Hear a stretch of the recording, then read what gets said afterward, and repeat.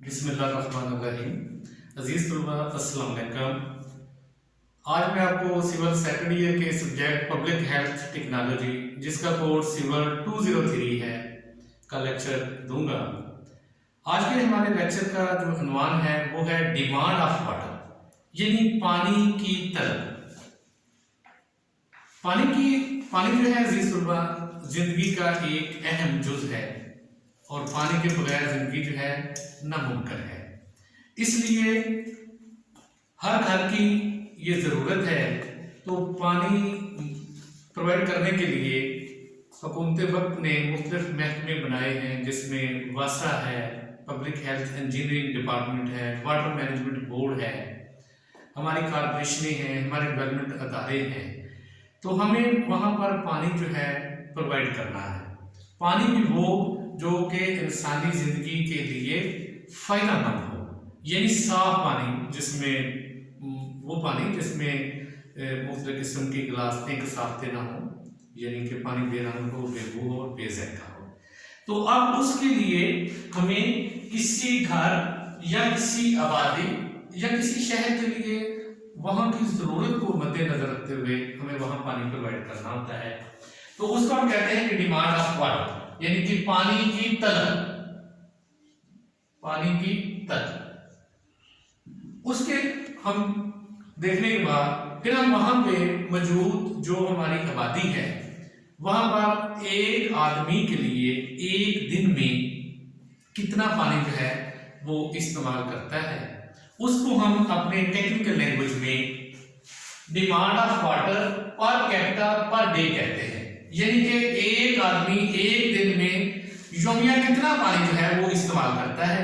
उसके लिए हम जो यूनिट इस्तेमाल करते हैं वो या तो लीटर इस्तेमाल करते हैं या फिर गैलन का इस्तेमाल करते हैं।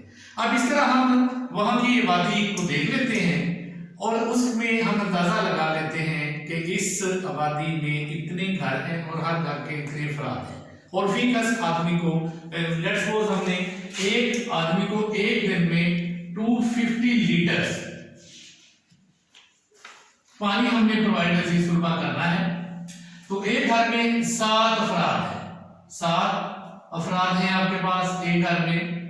तो अब क्या करेंगे आप कि एक घर में 7 अफराद हैं, तो बाकी फर्ज किया कि आपके पास वहां पे 750 हाउसेज हैं। अब आपने 750 हाउसेज में को 750 मल्टीप्लाई 7 आपके पास 750 मल्टीप्लाई 250, तो वहां पर आपको ये number of quantity of water है वो निकल आएगा। तो अब अगर तो आबादी की रिक्वायरमेंट के मुताबिक हमारे पास सोर्स ऑफ वाटर हो तो वहां पर हम फिर ये स्कीम बना लेते हैं, पानी दे लेते हैं, ना हो तो फिर हम कोई और सोर्स देखते हैं। तो अब इसी तरह उसके बाद हम आने वाले उस इलाके की आबादी की जो रेटिंग बढ़ रही है, यानी कि आबादी में इजाफा हो रहा है, नए वहाँ पे लोग आ रहे हैं, नई बिल्डिंगें बन रही हैं, मिल फैक्ट्री कारखाना वहाँ पे बन रहा है, आबादी में इजाफा हो रहा है। तो वहाँ पर आने वाले 20 से 30 साल को भी हम जमा कर लेते हैं, जिसको आम जबान में हम अपने लिए इस्तेमाल करते हैं FOS, फैक्टर ऑफ सेफ्टी को मद्देनजर रख लेते हैं। तो अब इसके लिए जो फैक्टर्स इसके ऊपर असरअंदाज होते हैं वो कौन कौन से हैं, आइए हम देखते हैं कि उनको हम, वैसे तो बहुत सारे फैक्टर हैं, 5-7 मैंने लिखे हैं आपको समझाने के लिए।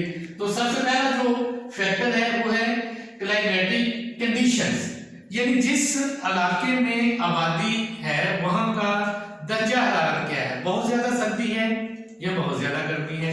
अगर उस इलाके में ज्यादा सर्दी होगी तो पानी की डिमांड कम हो जाएगी, क्योंकि सर्दी में पानी का इस्तेमाल कम होता है। और अगर एक गर्म इलाका है जैसा कि हमारा जनूबी पंजाब का एरिया है, तो वहां में पानी की डिमांड जो है वो बढ़ जाएगी, यानी कि सर्दियों में पानी कम इस्तेमाल होगा और गर्मियों में ज्यादा होगा। तो जब हम इसको डिमांड को डिजाइन करेंगे तो हम मैक्सिमम पे डिजाइन करेंगे, यानी कि मौसम गर्मा में उस इलाके की जितनी कंडीशन के मुताबिक पानी की जरूरत है उस पर हम करेंगे। उसके बाद नंबर 2 में आ जाता है कि हैबिट्स ऑफ इनहैबिटेंट्स, लोगों के आदात क्या है, यानी कि अवेयरनेस ऑफ पीपल जो है वो क्या है। कि वो पानी को किस तरह इस्तेमाल करते हैं। कुछ लोग जो है पानी का बेतहाशा नाजायज इस्तेमाल करते हैं। मिसाल के तौर पर एक आदमी वॉशर बेसिन पे खड़ा है और वो शेव कर रहा है और जो टैप है वो चल रही है, पानी जाया हो रहा है। तो अब अगर एक घर में ये है तो इसी तरह दूसरे घरों में भी है, या हमारी टैप जो है वो लीक कर रही है, या हमारी टैप के जो साइज है वो आपने बड़े लगा दिए हैं। तो जो अब जो यूजर है उसके आधार में ये डिपेंड करता है कि वो उसको किस तरह इस्तेमाल करता है। अगर तो वहां पे सुलझी हुई दुनिया होगी, पानी की कदर को जानने वाले होंगे, तो वो पानी का ज़िया नहीं करेंगे, उससे हमारी डिमांड कम हो जाएगी। और अगर पानी का बेतहाशा नाजायज इस्तेमाल हो रहा है, पानी ज़ाया हो रहा है, तो फिर हमें पानी ज़्यादा प्रोवाइड करना होगा, तो फिर हमारी डिमांड उसमें बढ़ जाएगी। इसके बाद नंबर 3 में है garden and the lawns in the area, यानी उस इलाके में, उस टाउन कस्बे या शहर में कितने पार्क्स हैं, कितने लॉन्स हैं, कितने ओपन स्पेसेस है और वहाँ पे क्या कुछ लगा हुआ है। अगर ज्यादा बागात होंगे तो ज्यादा पानी की जरूरत होगी, अगर कम होंगे तो पानी की जरूरत कम हो जाएगी। नेक्स्ट नंबर है 4 क्वालिटी ऑफ वाटर, पानी का म्यार। ये बस ध्यान में रखें, अगर पानी खालिस होगा, सही होगा, तो उसका इस्तेमाल भी ज्यादा होगा, क्योंकि खाना खाने, नहाने, धोने, घरों के अंदर मुख्तलिफ किस्म की कुकिंग, कपड़ों की धुलाई, इस सब के लिए पानी का ही तो इस्तेमाल हो रहा है। पानी इंसानी जिंदगी की एक बुनियादी जरूरतों में से एक जरूरत है।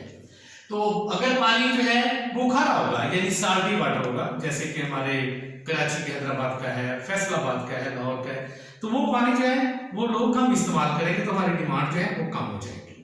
अब उसके बाद आता है नेक्स्ट नंबर 5 में है availability of the sewerage system. जिस इलाके में आप पानी प्रोवाइड कर रहे हैं, क्या वहां पे सीवरेज स्कीम बिछी हुई है या नहीं बिछी? अगर तो सीवरेज स्कीम बिछी हुई है तो वहां पर ह्यूमन एक्सक्रीटा को डिस्पोज ऑफ करने के लिए जाहिर बात है WC के साथ हम फ्लशिंग सिस्टम लगाएंगे, तो पानी की मिकदार जो है वो ज्यादा इस्तेमाल होगी। और अगर सेप्टिक टैंक जो है बने हुए हैं, यानी आइसोलेटेड सेप्टिक टैंक हर घर में अलग अलग बनाए, तो वहां पर पानी की मिकदार कम इस्तेमाल होगी और हमारी डिमांड में कमी आ जाएगी।